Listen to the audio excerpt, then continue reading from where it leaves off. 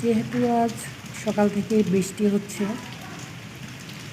তো দেখতে পাচ্ছেন আপনারা ঘুরিয়ে ঘুরিয়ে ভালোই বৃষ্টি হচ্ছে।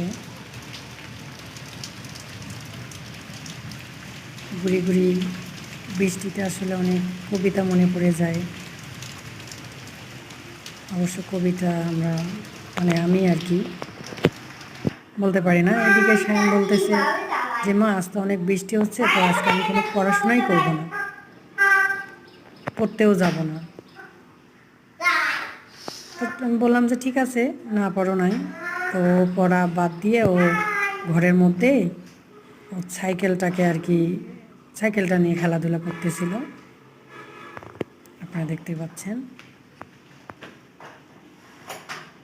সাইকেল চালাচ্ছে আর বারবার আমার দিকে তাকাচ্ছিল, বলতেছিল তুমি কি সাইকেলটা চালাবা?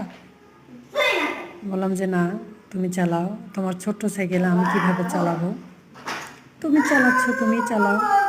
তারপর ওর মতো করে ওর সাইকেলটা খুব সুন্দর করে চালাচ্ছিল।